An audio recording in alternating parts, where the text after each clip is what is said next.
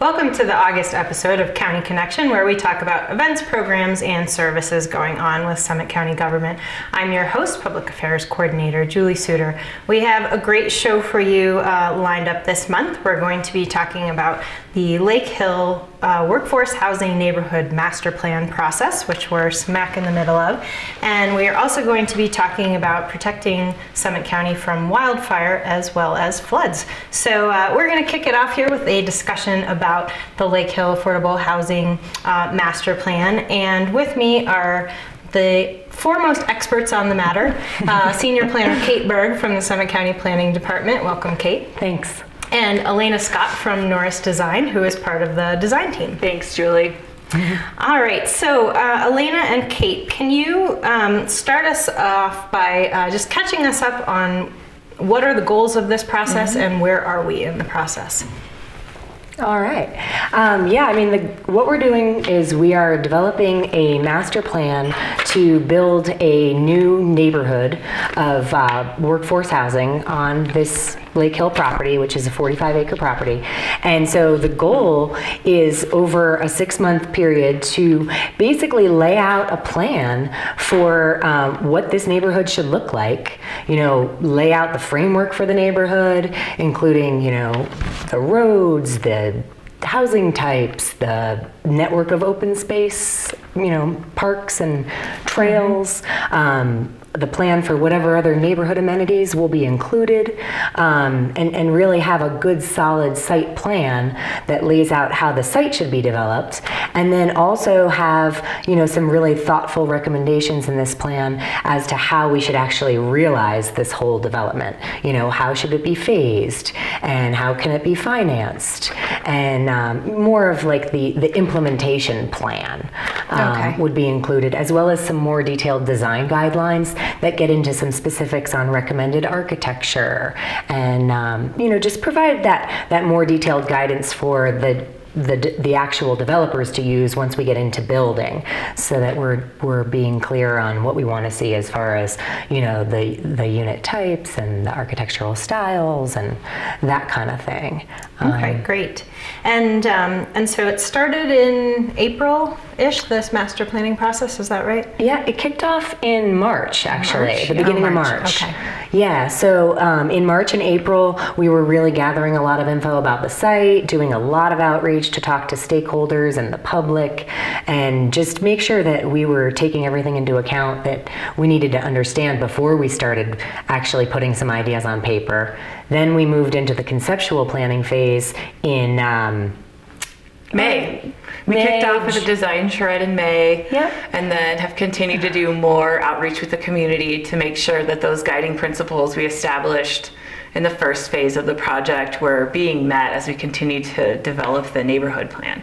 Okay, great. Yeah. And you guys have done focus groups and 2 open houses at this point, and meetings with a lot of different stakeholders throughout the community. So what would you say are some of the key themes that have risen to the top in terms of the input that you're getting from the community?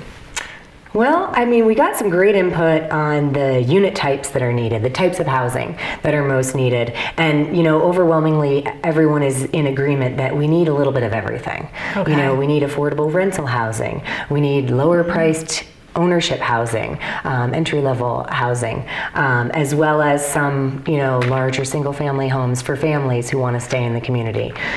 So we're looking at, taking all that into account and providing a plan that gives us a real mix of rentals as well as ownership units, mixing different styles from rental apartments to ownership townhomes to some other, larger ownership homes like duplexes and single families. So definitely a lot of diversity. People really want access to transit. They want this to be very walkable and bikeable, really well connected to town for all modes of travel.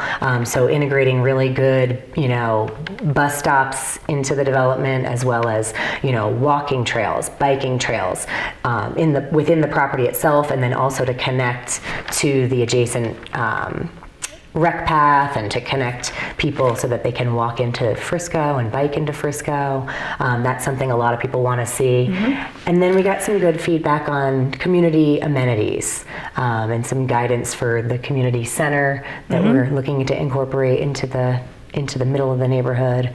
And these amenities could be kind of gathering places of sorts, or just some kind of facility where community events could be held. A mixture of both. One of the goals is to create a multi-generational neighborhood, also a mixed income neighborhood, a neighborhood for a lot of different types of people. And so when we think about the kinds of amenities that we want to provide, we need to think about all spectrums of the types of people that are going to live at Lake Hill. And so as we continue to finalize the plan, we'll be adding in more specifics on the all the different amenities we definitely need to see, but overarching view is to just really think about all the different kinds of people that are going to live there and what's going to kind of cater to their needs.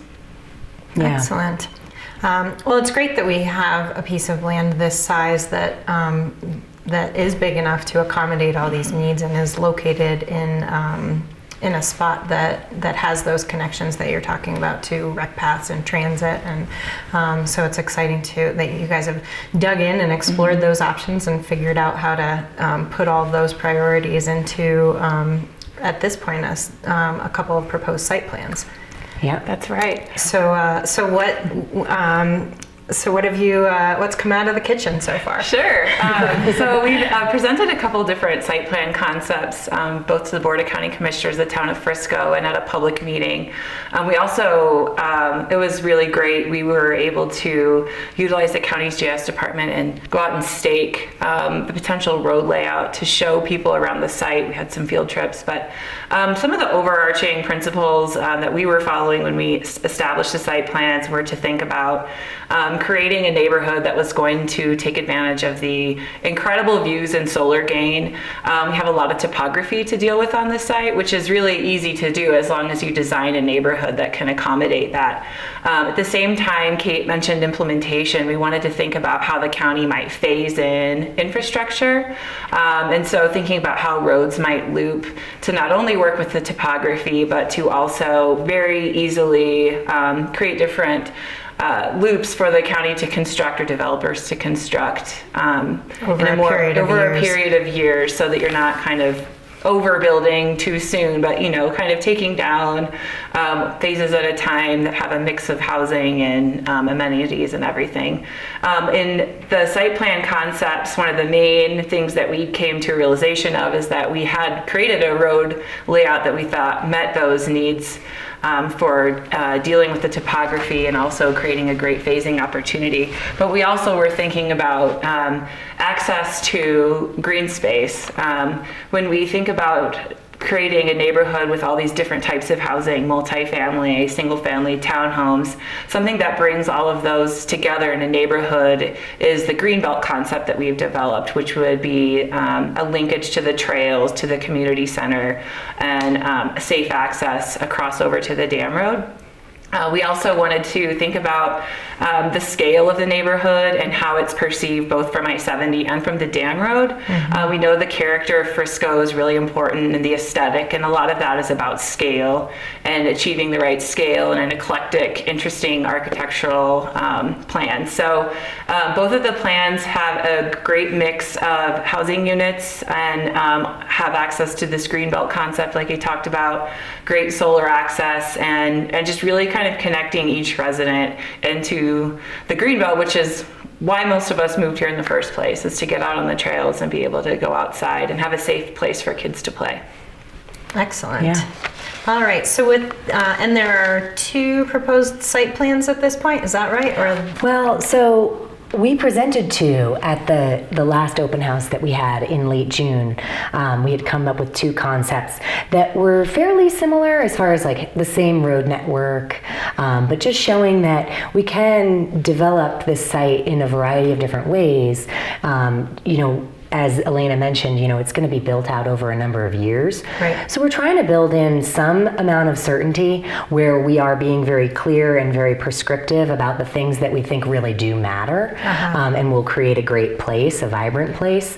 But we're also allowing some flexibility so that as the market changes over the next 10 years, when it's time to build the next phase of units, there is a little bit of flexibility to where you can make it, more apartment style units or more townhome style units, depending upon what the demand is, Sure. At that point in time. So the two concepts are basically showing that, this is a road network we've laid out that we think really works well with the topography, provides a lot of connectivity, so it's easy to walk, it's easy to bike, it's easy to create those nice streetscapes where you've got a walkable street with front porches facing the road, and you've got a nice system of alleys behind where people can kind of park their car and keep that out of the public space on the streetscape.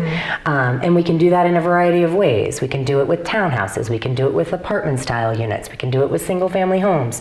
So the concepts are in a lot of ways very similar, but they're just showing that there's different ways to build out this neighborhood where you would end up with more multifamily units, or you would end up with more single family units, kind of depending on the need. Okay. The overall goal is to really optimize this piece of land. It's not often that you end up with an opportunity to have a 45-acre site right next to a town boundary. So, everybody wants to be really smart and efficient about utilizing this to its greatest, achieve the greatest amount of housing on the property that we can, but doing that in a way where we're not creating a place that is too dense and becomes unlivable. We want it to really be a nice place to live and have the access to the green space that Elena mentioned, and just, be livable. And you also have to provide sufficient parking.